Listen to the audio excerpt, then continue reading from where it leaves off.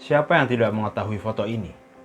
Saya kira 9 dari 10 orang Indonesia mengetahuinya, atau paling tidak pernah melihatnya. Dan barangkali Anda adalah 9 dari orang tersebut, maka dengan terbuka saya mengajak kembali untuk kita semua sama-sama menyimak cerita hidup dari salah satunya.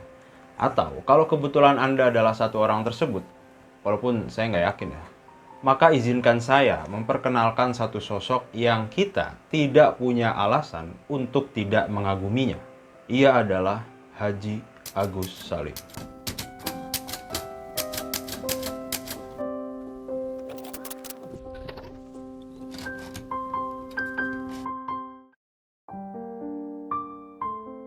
Haji Agus Salim lahir pada 8 Oktober 1884 dengan nama Masyudul Haq, atau artinya adalah pembela kebenaran, di Koto Gadang, Sumatera Barat. Ia berasal dari keluarga Minangkabau yang terhormat, termasuk latar belakang pendidikan yang sangat baik. Orang tuanya, Sultan Muhammad Salim dan Siti Zainab, mendidik Agus Salim dengan pendidikan keagamaan yang taat, sebab mereka juga adalah keluarga yang sangat-sangat religius. Kemudian menyinggung soal latar belakang pendidikannya yang kuat, Haji Agus Salim mengenyam pendidikan di Europese Lager School atau ELS dan selesai di tahun 1897. Kemudian ia lanjut ke Hoger Burger School atau HBS di Batavia dan lulus pada tahun 1903 dengan predikat nilai tertinggi seantero jagat Hindia Belanda. Diketahui juga bahwa Agus Salim adalah sosok murid yang suka membaca, berdebat, dan berpikir kritis. Kemudian ia bercita-cita untuk melanjutkan pendidikannya dengan masuk kedokteran di Belanda. Walau kemudian ayahnya dengan berat hati tidak dapat memenuhi keinginan putranya tersebut dengan alasan biaya. Selain itu, ada juga nih satu kisah lain datang dari Prof. T.H. Cox, seorang intelektual Belanda yang rumahnya pernah ditinggali oleh Agus Salim. Bahwa kalau ngomongin Prof. T.H. Cox ini, ia juga termasuk yang berkontribusi membuka jalan untuk Agus Salim mendapatkan beasiswa dari pemerintah Belanda. Namun, lagi-lagi, ternyata itu belum menjadi jalan yang ditentukan oleh Yang Maha kepada Agus Salim. Bahkan ada satu cerita yang tidak kalah menarik dari sosok Agus Salim ini mengenai pengajuan beasiswa untuk melanjutkan studi ke Belanda. Begini, Agus Salim ini kan mendapatkan penolakan ya, kira-kira singkatnya begitu. Nah, berbeda nasibnya dengan R.A. Kartini yang justru sudah diterima dan mendapatkan beasiswa sebanyak 4.800 gulden. Tapi kemudian R.A. Kartini batal berangkat karena hendak menikah. Lalu akhirnya ia berusaha melobi pemerintah agar dana itu dapat digunakan oleh Agus Salim. Dan ia sempat ditolak lagi. Namun Kartini terus membela dengan pengajuan permohonan ulang. Prosesnya cukup panjang, tapi pada akhirnya disetujui juga. Hanya saja ketika beasiswa tersebut sudah sah untuk dimanfaatkan oleh Agus Salim, justru beliau, Agus Salim, terlanjur terbawa suasana hati atau alias ngambek gitu ya. Dan akhirnya ia memutuskan untuk bekerja saja. Singkatnya, Agus Salim bekerja di sebuah kongsi atau perusahaan pertambangan di daerah Riau sebagai penerjemah dan pembantu notaris. Sebagai penerjemah, tentu saja menuntut Agus Salim harus menguasai beragam bahasa atau paling tidak ya dua bahasa. Yang pertama Inggris dan kemudian Belanda. Inggris sebagai bahasantara atau lingua franca dunia, sedangkan Belanda adalah bahasa pengantar yang dibutuhkan untuk berkomunikasi dengan para orang Belanda. Tapi menariknya, Agus Salim tidak hanya menguasai dua bahasa itu saja, melainkan juga bahasa Prancis dan Jerman ia kuasainya hasil dari belajarnya di HBS. Selanjutnya, mungkin ini agak lompat ya. Di tahun 1906, Agus Salim kemudian terbang ke Jeddah, Arab Saudi, untuk bertugas sebagai penerjemah dan petugas haji di konsulat Belanda. Atasannya, seorang konsul bernama Ensel Tema, adalah mantan inspektur pemeriksa wilayah atau setara bupati. Nah, Agus Salim ini sering terlibat adu argumen dengan atasannya tersebut. Tapi, kendati pun begitu, dua sosok ini tetap menjunjung tinggi profesionalisme dalam hal pekerjaan. Artinya, kalaupun terjadi perdebatan sengit di antara keduanya, sebagai seorang petugas, Agus Salim selalu menyelesaikan semua pekerjaan yang diberikan kepadanya. Tapi namanya seorang atasan kepada bawahan, kayaknya rasa kesal atau sebel itu pasti ada lah ya. Dan ada satu perdebatan yang menarik di antara keduanya. Ketika dalam satu perdebatan antara Agus Salim dan atasannya itu, kita sebut saja Menir Seltema gitu ya. Menir Seltema menyindir Agus dengan nada kesal. Salim, apakah engkau kira bahwa engkau ini seorang yang paling pintar di dunia? Sindiran sang atasan yang sebenarnya tak perlu dijawab itu malah dengan tangkas Agus Salim memberikan tanggapan dengan berucap, itu sama sekali tidak benar, Menir. Banyak orang yang lebih pintar dari saya. Cuma saya belum bertemu dengan seorang pun di antara mereka di sini. Menarik banget. Selesai perdebatan tersebut, sebenarnya hati Ensel Tema ini bertambah kesal gitu ya. Tetapi apa mau dikata, ia tidak pernah menang debat melawan Agus Salim. Bahkan, rasa sebalnya itu sungguh termanifest ketika ia merasa lega saat Agus Salim akhirnya ditarik oleh pemerintah Hindia Belanda untuk ditempatkan di Surabaya pada tahun 1911. Kira-kira, tidak lama kemudian, perjalanan bekerja di bidang birokratisnya Agus Salim ini selesai. Dan ia kemudian memutuskan untuk menjadi seorang wartawan. Pada bagian ini mungkin akan kita mulai dengan satu pertanyaan. Mengapa Agus Salim memutuskan untuk berhenti dari dunia birokrat? Salah satu alasannya adalah karena ia melihat sosok Cokro Aminoto yang pada saat itu memimpin Sarekat Islam. Oh ya, sekedar informasi, untuk pembahasan Cokro Aminoto, sang guru bangsa, itu juga sebelumnya sudah pernah kita bahas ya. Peranalannya ada di atas sini. Oke, kembali. Pertama, persinggungan Agus Salim dengan host Cokro Aminoto ini dimulai pada saat berhembusnya berita tentang host Cokro Aminoto yang dituduh ingin menjual Sarekat Islam kepada Jerman. Karena katanya Jerman yang akan membiayainya untuk melakukan pemberontakan di Jawa. Hal tersebut dianggap sebagai sesuatu yang tidak biasa atau menghebohkan para aktivis pejuang kemerdekaan pada kala itu. Dan jika kabar itu memang benar, maka itu juga akan menyeret Hindia Belanda ke dalam pertikaian antara negara-negara besar dunia. Selain itu, tugas terakhirnya di dunia birokrat adalah di Jeddah. Yang mana ketika di Jeddah itu, Agus Salim juga belajar bahasa-bahasa lain sampai ia menguasai bahasa lainnya seperti Turki, Jepang, dan Arab. Dan kembali, maka dengan alasan rindu tanah air, Agus Salim menerima tawaran untuk dipindah tugaskan ke Surabaya kala itu. Jadi artinya Agus Salim ini kemudian punya alasan lah untuk kembali pulang. Oke, proses di dalam SI yang bersinggungan dengan Agus Salim sendiri adalah mula-mula ia mempelajari seluk-beluk Sarekat Islam, baik mengenai asas, tujuan, anggaran dasar, anggaran rumah tangga, sampai sikap para pimpinan-pimpinan daripada SI, Sarekat Islam. Kesimpulan penyelidikannya menunjukkan bahwa tuduhan terhadap host Cokro Aminoto dan SI tidak terbukti benar sama sekali. Ia bahkan melihat host Cokro Aminoto merupakan seorang pemimpin sejati. Singkat cerita, Agus Salim bergabung dengan SI dan bekerja menjadi redaktur di harian Neraca pada tahun 1915. Kegiatannya di bidang jurnalistik kemudian terus berkembang hingga akhirnya ia menjadi pemimpin di harian Hindia Baru di Jakarta. Ia juga mendirikan Surat Kabar Fajar Asia. Selanjutnya menjadi redaktur harian Mustika di Yogyakarta dan membuka kantor Advice and Informasi Bureau Penerangan Umum atau AIPO. Catatan lain juga menyebutkan bahwa Agus Salim pernah menjadi jurnalis untuk Surat Kabar Pemandangan dan Aglemen Handelsblad. Tulisan-tulisannya membahas isu-isu politik dan sosial serta perjuangan kemerdekaan Indonesia. Kemudian saya ingin masuk ke hal yang lebih spesifik dalam konteks Agus Salim sebagai wartawan, yang tentu saja senjata utamanya adalah pena. Agus Salim pada kala itu adalah sosok yang cukup dikenal oleh diksi-diksinya yang kritis. Tak jarang saat menulis di media, kritik terhadap pemerintahan kolonial adalah tajuk utama yang sering ditulis oleh Agus Salim. Misalnya di harian Neraca yang terbit pada 25 September 1917, Agus Salim menulis dengan judul "Dalam Negeri Kita, Janganlah Kita Yang Menumpang". Tulisan bernada kritis kepada kebijakan Belanda yang mendiskriminasi masyarakat pribumi kala itu sekaligus ditujukan Agus Salim sebagai kecaman terhadap penjajahan itu sendiri. Selain itu, judul Polisi dan Rakyat pernah melenggang di harian Fajar Asia pada 29 November 1927. Kutipan dari artikel ini juga sudah banyak dibahas ya. Saya coba akan membacakannya. Sikap polisi terhadap rakyat. Istimewa keganasan dan kepuasan polisi dalam memeriksa orang yang kena dakwa atau yang hanya kena sangka-sangka rupanya belum berubah-ubah. Hampir tiap hari ada pesakitan di depan landrat atau pengadilan yang mencabut pengakuan di depan polisi yang lahir bukan karena betul kejadian, melainkan hanya karena kekerasan siksa. Dan tidak berhenti sampai di situ. Agus Salim juga kerap memberikan catatan kepada hakim. Ini coba saya bacakan ya penggalannya. Jika negeri hendak selamat, haruslah pengadilan berderajat tinggi dalam anggapan orang ramai di negeri ini. Dan hakim-hakim istimewa yang mengepalai majelis pengadilan wajiblah selalu menunjukkan sikap kebesaran yang anggun disertai kesabaran, keramahan, dan kemurahan yang menunjukkan ia menjaga jalannya hukum dengan sungguh-sungguh.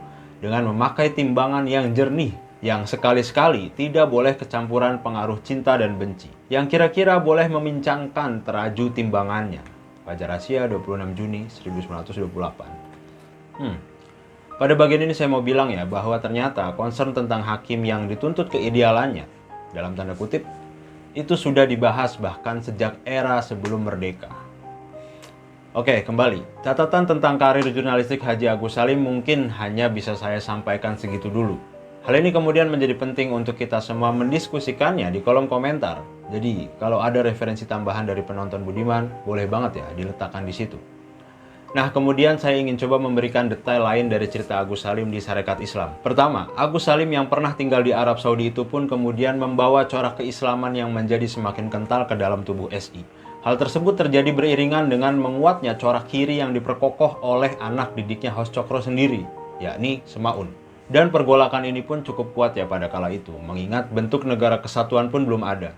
Jadi agaknya wajar kalau dialektika ideologis terjadi dengan begitu masif. Saking kuatnya dinamika yang ada, kelompok yang kita sebut saja SI Kiri itu kemudian terpisah dari SI dikarenakan kalah suara dalam Kongres di Surabaya pada tahun 1921. Setelah terpisah, mereka lantas membentuk SI Tandingan yang kemudian dinamakan SI Merah. Di mana perkembangan SI Merah ini adalah yang disebut-sebut sebagai embrionya Partai Komunis Indonesia. Lalu apa detail yang terkait dengan Agus Salim? Ialah bahwa kelompok tersebut, kelompok yang disebut sebagai SI Merah itu, sering mengagitasi Agus Salim. Bahkan sebenarnya ini menurut saya bukan hanya mengagitasi gitu ya, melainkan sudah menghina. Sebab tak jarang mereka itu meledek Agus Salim dengan menirukan suara kambing. Bayangin. Karena menurut mereka, Agus Salim yang berjenggot panjang itu mirip sekali dengan kambing. Kadang gitu ya. Orang kalau sudah terlalu ke kiri ataupun ke kanan, sering menganggap yang di tengah-tengah itu tidak benar gitu. Ya gitulah. Barangkali itu yang bisa saya tangkap. Setelah dinamika di dalam tubuh SI bisa dikatakan cukup mereda, mungkin juga ini berkaitan dengan perginya Hos Cokro Aminoto ke hadapan Sang Maha. Agus Salim kemudian menjajaki peran yang lebih signifikan dalam kiprahnya sebagai salah satu pendiri bangsa. Ia terpilih sebagai salah seorang anggota Panitia Persiapan Kemerdekaan Indonesia atau PPKI. Selain itu, ia bahkan termasuk dalam Panitia 9, tim kecil perumus pembukaan Undang-Undang Dasar 1945 RI. Karena cita bahasanya yang halus atau anggap saja di atas rata-rata orang pada kala itu, Agus Salim bersama Prof. Pangeran Arya Hussein Jayadiningrat dan juga Mr. Supomo diminta menjadi penghalus bahasa penyusunan batang tubuh Undang-Undang Dasar 1945. Kemudian setelah Indonesia merdeka, Agus Salim dipercaya sebagai menteri dalam beberapa kabinet. Tentunya ini berkat kompetensinya ya, yang dalam hemat saya tiada dua. Di kabinet Syahrir 1 dan 2, Agus Salim adalah Menteri Muda Luar Negeri. Lalu di kabinet Amir Syarifuddin tahun 1947 dan kabinet Hatta tahun 1948 sampai 1949, ia menjabat sebagai Menteri Luar Negeri. Agus Salim juga dikenal sebagai sosok yang jujur dan tidak pernah minta macam-macam. Ia disukai dan dituakan oleh para founding person kita lainnya, termasuk Bung Karno, Bung Hatta, dan Syahrir. Ngomong-ngomong soal dituakan, diketahui juga Agus Salim ini mendapatkan julukan The Grand Old Man. Saking respectnya, sekali Bung Hatta saja mengaku segan kalau ia harus bersilat lidah melawan The Grand Old Man itu. Nah, selanjutnya ada cerita yang lebih menarik lagi nih. Ini berkaitan dengan agresi militer Belanda. Artinya terjadi di masa awal kemerdekaan pada sekitaran tahun 1947-an gitu ya. Para founding person kita itu kan giat melakukan diplomasi internasional untuk mencari dukungan dunia atas kemerdekaan Republik Indonesia yang baru seumur jagung. Salah satu contoh dari kepadatan manuver diplomasi tersebut adalah berhasil terikatnya sebuah janji untuk saling mendukung kemerdekaan masing-masing antara Indonesia, India, dan Pakistan. Saat itu Indonesia diwakilkan oleh Syahrir dan juga Agus Salim. Dan Pandit Jawaharlal Nehru yang mewakili India, juga ada Muhammad Ali Jinan dari pihak Pakistan. Selain itu juga ada contoh yang paling terkemuka, misalnya foto di PBB dan diplomasi di Timur Tengah. Nah, singkatnya, setelah mendapat dukungan dari India dan Pakistan, kemudian Belanda merespon keberhasilan Indonesia tersebut dengan melakukan agresi militer 1 dan 2. Dalam hemat saya, ini karena Belanda mulai mengendus potensi dukungan yang lebih besar datang kepada Indonesia pada kala itu. Walau alasan yang digaungkan oleh Belanda adalah bahwa Indonesia telah melanggar isi perjanjian Linggarjati. Ini jelas supaya pembenaran dari sebuah tindakan yang salah. Tidak berhenti sampai di situ, dukungan resmi pertama dari negara lain atau yang kita kenal sebagai pengakuan de jure datang dari Mesir pada 10 Juni 1947, dilanjut Lebanon pada 29 Juni 1947, dan Suriah pada 2 Juli 1947. Dari situ, Belanda makin kesal dan enggan untuk melanjutkan perundingan sebagai bentuk protes mereka atas masifnya diplomasi yang dilakukan oleh tokoh-tokoh bangsa pada kala itu. Namun, Republik Indonesia kala itu justru mendapat dukungan dari AS, hingga terbentuknya Komisi Jasa Baik yang kemudian dapat memaksa Belanda untuk kembali duduk di meja perundingan. Dalam proses ini, AS juga sebenarnya kesal ke Belanda karena penyalahgunaan dana Marshall Plan yang mereka lakukan, di mana seharusnya dana tersebut digunakan untuk membangun kembali Eropa pasca Perang Dunia Kedua, malah digunakan oleh Belanda untuk membiayai aksi-aksi militernya di Indonesia. Jadi ya, semacam win-win solution lah bagi AS. Tapi apa kemudian menariknya? Agus Salim dengan tegas dalam perundingan selanjutnya, yakni Perjanjian Renville, yang menurut Agus Salim sendiri adalah perundingan yang tidak ada gunanya, sebab Belanda pada perjanjian tersebut sangat bersikukuh pada aksi militer. Dalam proses perjanjian tersebut, ia mendampingi Perdana Menteri Amir Syarifuddin dan yang lainnya. Agus Salim tegas mengatakan kepada Belanda bahwa pengakuan penuh yang datang dari negeri-negeri Timur Tengah itu akibat Anda mengerahkan kekuatan militer. Kerahkan lagi kekuatan militer yang lebih besar, maka kami akan memperoleh pengakuan penuh dari seluruh dunia. Agak merinding. Setelah pernyataan itu dilontarkan, Belanda mengabaikan peringatan dari Agus Salim. Dan kemudian, ternyata pernyataan Salim itu pun terbukti benar. Singkatnya adalah dukungan dari seluruh dunia mulai bergemuruh untuk Indonesia, sehingga kemudian mendorong Belanda untuk melakukan langkah diplomasi melalui Konferensi Meja Bundar atau KMB. Kemudian kita coba soroti pada beberapa momentum diplomasi yang memorable gitu ya.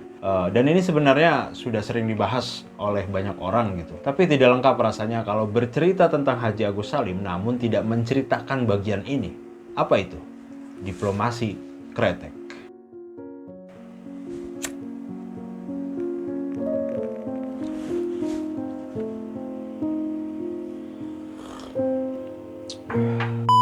Selain diplomasi kretek, ada juga mungkin kita kasih judul diplomasi makan pakai tangan.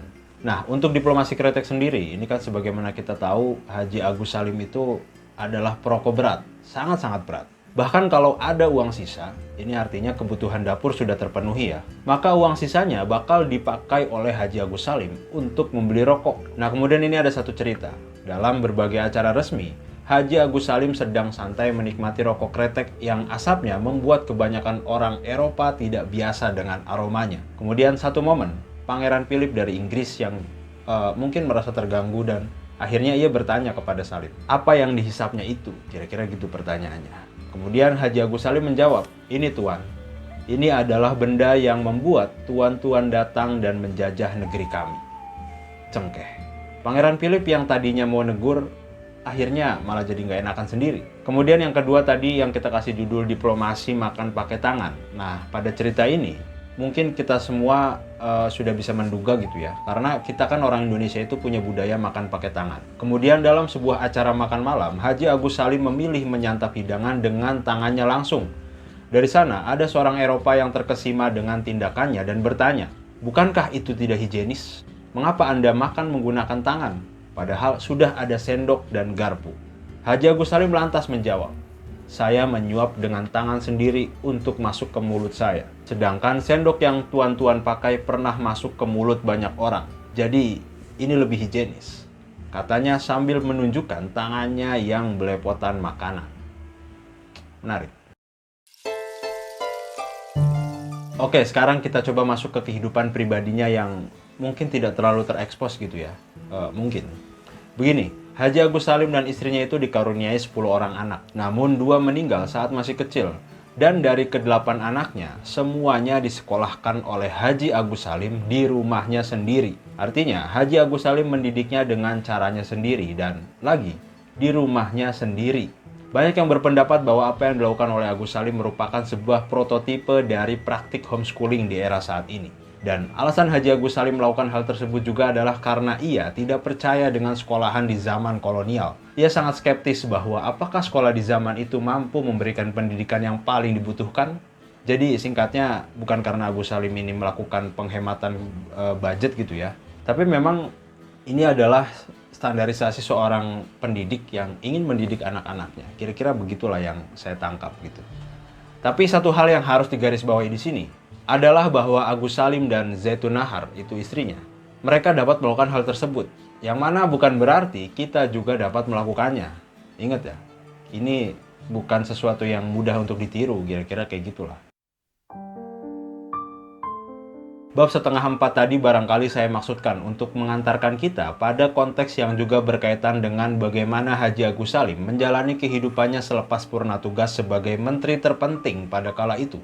Namun sebelum itu, terlebih dahulu coba saya catat bagian terpenting dari segmen ini, segmen refleksi baca tulis, yakni tentang karya-karyanya Haji Agus Salim. Haji Agus Salim menuliskan banyak karya, diantaranya ialah 1. Persatuan Islam pada 1923, Wajib Bergerak pada 1923 juga, kemudian Perempuan dalam Islam pada 1925, Islam dan Bahagia Tidak Terpisah pada 1928, kemudian Kemajuan Diperoleh dengan Usaha 1917, Kemajuan Perkara Harta, Kemajuan Perempuan Bumi Putra, dan masih banyak lagi sebenarnya. Asli ini beliau nih penulis yang sangat produktif, kira-kira gitulah. Oke, selain itu, di ulang tahunnya yang ke-70 atau bertepatan pada 8 Oktober 1954, Haji Agus Salim menerima persembahan satu buku berisi karangannya sendiri yang berjudul Jejak Langkah Haji Agus Salim. Ini dibuat oleh para sahabatnya dan para murid-muridnya gitu ya. Selain itu, Agus Salim juga dikenal sebagai seorang penerjemah dan penulis buku. Beberapa hasil terjemahannya antara lain The Taming of the Shrew, Menjinakkan Perempuan Garang, karya Shakespeare. Kemudian ada Mowgli Anak Didikan Rimba, karya Rudyard Kipling, dan juga Sejarah Dunia, karya E. Moult, dan lain-lainnya. Kemudian barangkali tidak perlu lagi kita cari tahu bagaimana membacanya Haji Agus Salim. Karena dengan jejak langkahnya yang membuat kita tidak punya alasan untuk tidak mengaguminya, itu sudah menjawab kuatnya literasi Haji Agus Salim.